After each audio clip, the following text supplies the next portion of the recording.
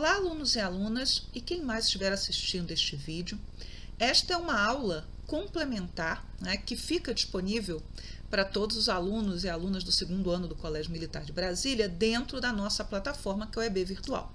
O objetivo dessas aulas complementares no terceiro trimestre, pelo menos a disciplina de História, vai ser reforçar algumas das questões que podem ser chamadas no PAS da UNB, que é o Programa de Avaliação Seriada, né, que permite, né, que alunos do ensino médio possam ter entrada para a Universidade de Brasília sem necessariamente passarem nem pelo Enem, nem pelo vestibular convencional.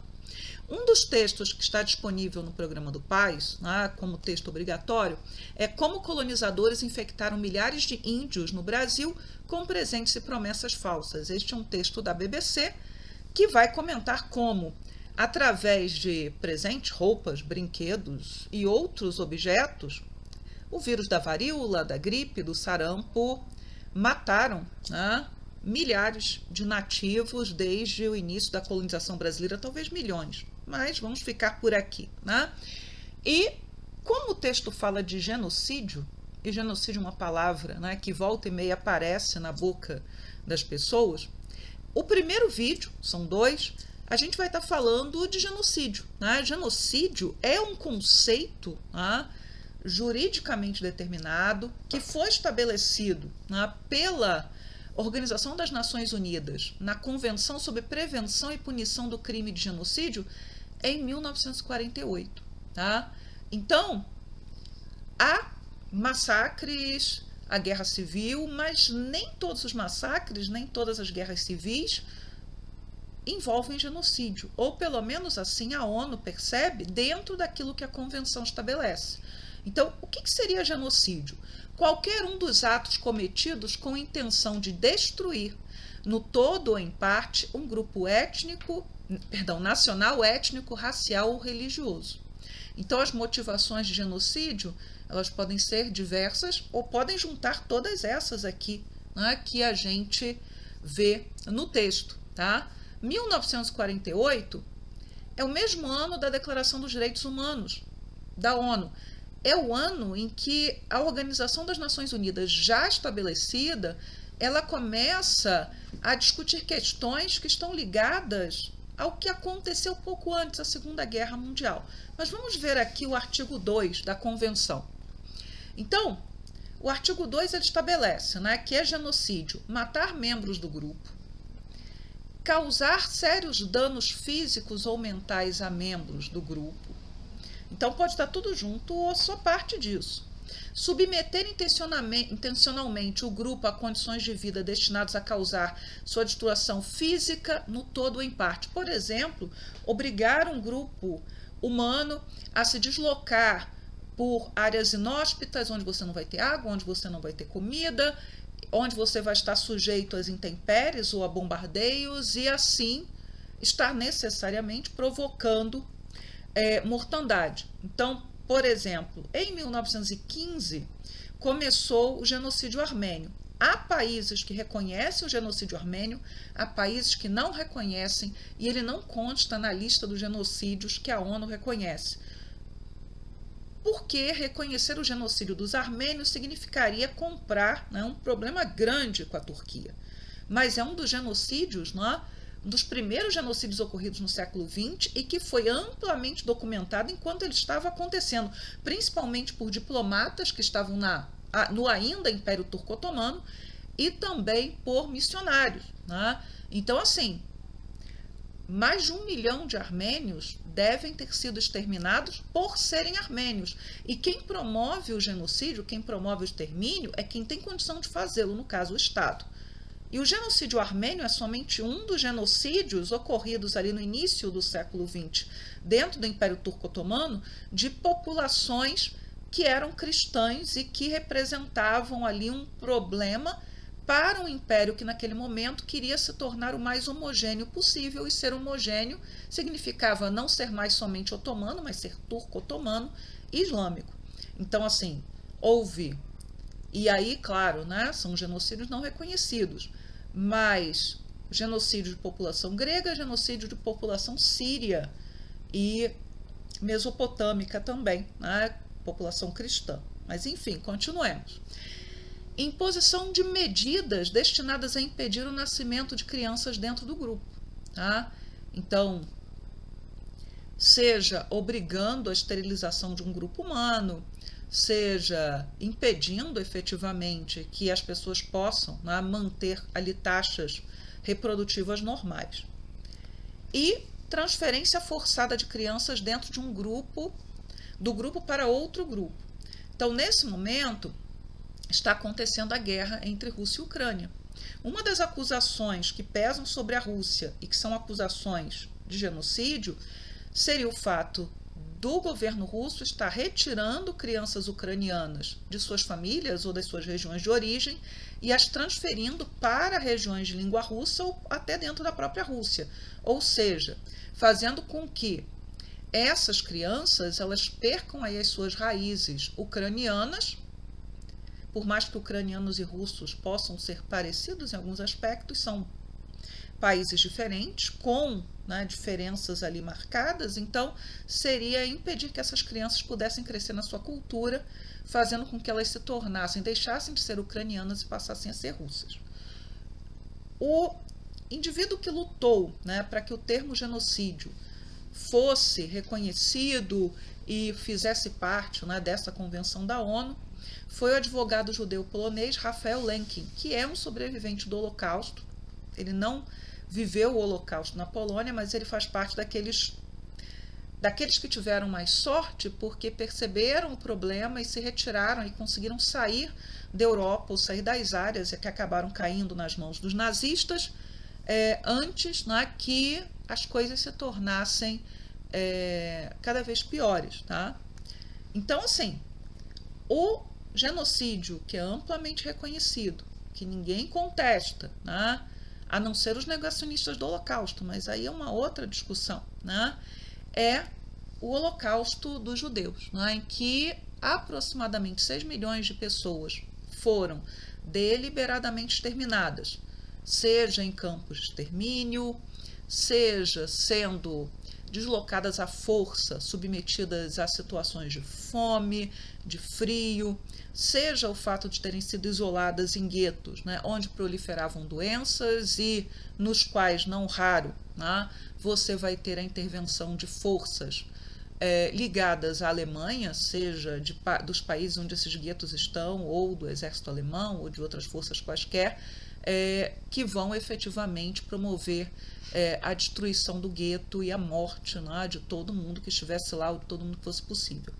Então, o Holocausto dos judeus, ele talvez seja o maior de todos, porque, por exemplo, não consta o reconhecimento, né, devido do que foi feito, por exemplo, no século XIX, no Congo, né, que estava ali sob a jurisdição não da Bélgica, mas do rei da Bélgica, né, do Leopoldo II.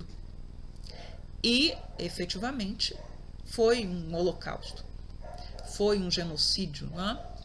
A Alemanha, né, reconheceu em 2021 um outro genocídio que foi perpetrado também pelo país, que seria o genocídio da população herero Inama, ocorrida na Namíbia, que era colônia do Império Alemão, e esse genocídio ocorreu entre 1904 e 1908. Então, em 2021, o governo alemão reconhece e se compromete a pagar indenizações ao país Namíbia, cuja história foi muito acidentada, porque mesmo depois que a ONU reconhece que a Namíbia tem direito à independência, a África do Sul continua ocupando a Namíbia por muito tempo, impedindo que a Namíbia se torne um país independente. Então é um caso também, mas que vocês vão estudar, né, quem é do segundo ano está assistindo aqui, vocês vão estudar alguma coisa sobre isso no terceiro ano. Tá?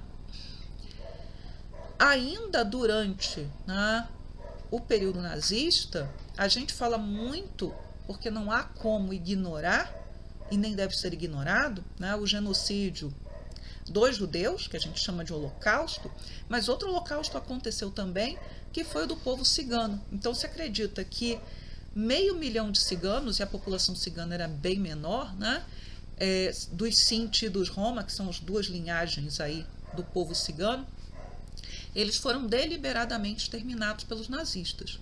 eles também foram mandados para campos de extermínio, e antes disso a população cigana foi submetida à esterilização forçada. Então muitos ciganos e ciganas foram esterilizados antes que o governo alemão decidisse pelo extermínio da população. E os ciganos, assim como os judeus, por suas características próprias, por viverem de forma com costumes em separado, com práticas que não necessariamente seriam as práticas vistas como comuns das populações de um determinado país, eles sempre acabaram sendo estigmatizados.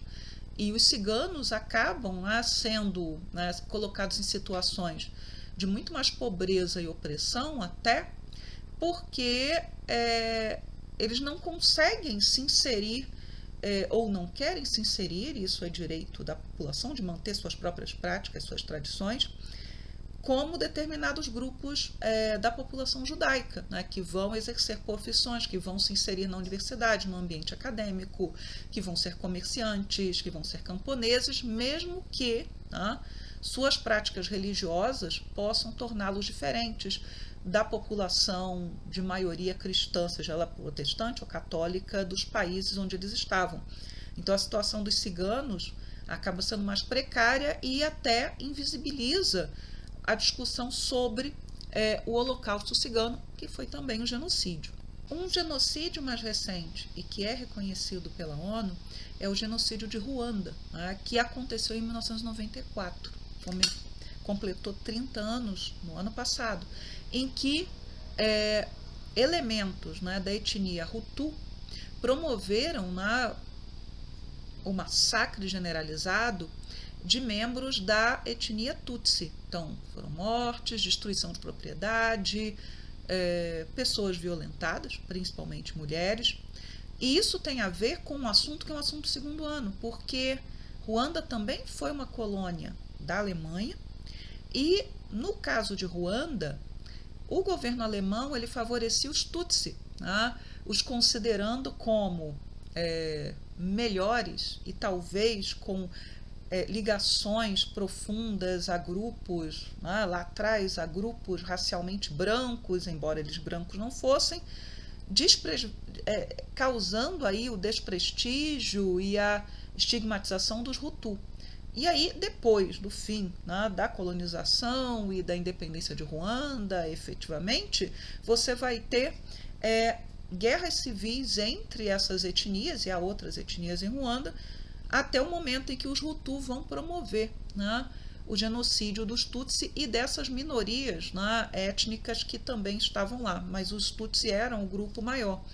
Então, acredita-se que entre 500 mil e 800 mil pessoas foram mortas durante aquilo que ficou conhecido como o genocídio de Ruanda.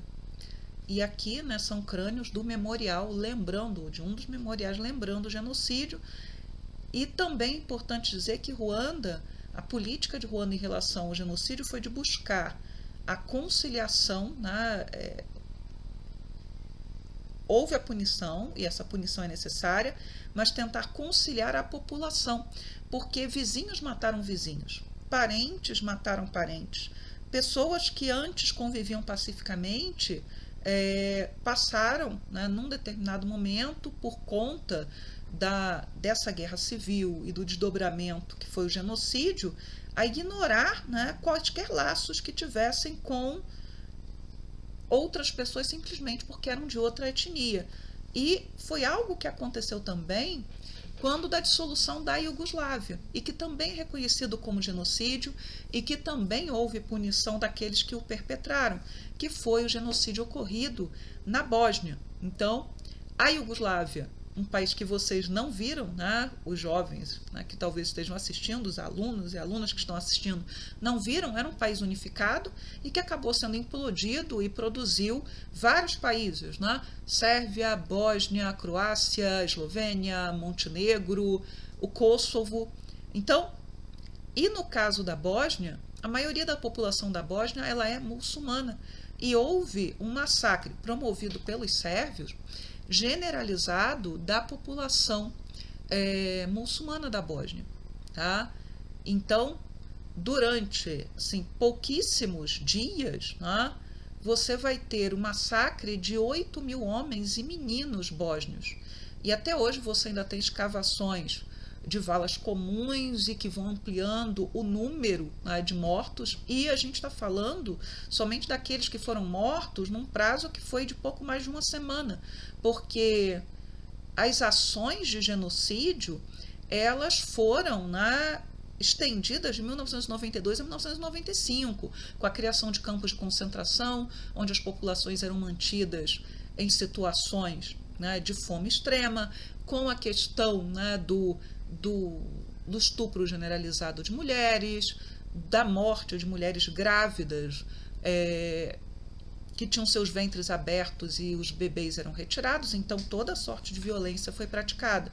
É um genocídio reconhecido e é um genocídio muito próximo, e está fazendo este ano 30 anos do fim do genocídio da Bósnia, então é um tema quente para o Enem, né? Talvez não para o PAS 2, mas para o PAS 3 com certeza pode ser um tema chamado. E nós temos aí, né, um dia que foi criado pela ONU no ano passado e que foi celebrado, né, mas celebrado entre aspas porque não é um dia feliz, né, que foi o Dia Internacional de Reflexão e Memória do Genocídio de Srebrenica, que foi o núcleo, né, onde aconteceu esse extermínio, né, de 8 mil homens e meninos bósnios muçulmanos, né? E nesse momento, aquilo que a gente está vendo acontecer em Gaza, há muitas vozes no mundo, inclusive ligadas à ONU, que estão levantando, né, essa questão, dizendo que o que está acontecendo em Gaza nesse momento é um genocídio. Então, a principal voz nesse sentido dentro da Organização das Nações Unidas é a Francesca Albanese, que é a relatora da comissão especial que a ONU colocou para investigar a questão, e ela, inclusive, recebeu sanções do governo norte-americano por ter acusado o governo de Israel de estar produzindo um genocídio em Gaza. Então, genocídios acontecem no mundo o tempo inteiro, tá? Alguns são reconhecidos e outros não. Alguns são visíveis e outros não. No Sudão, em Darfur, né? Há vozes que levantam e dizem o que aconteceu em Darfur foi um genocídio. Nós temos, como eu já falei, o genocídio armênio, que não é reconhecido por todos os países e não é reconhecido pela ONU. Há quem considere, por exemplo, as transferências forçadas de população ocorridas na antiga União Soviética, em alguns casos como genocídio, por conta da mortandade que foi provocada, e assim sucessivamente. E na próxima aula a gente vai falar especificamente do texto da BBC. Tchau, tchau para vocês.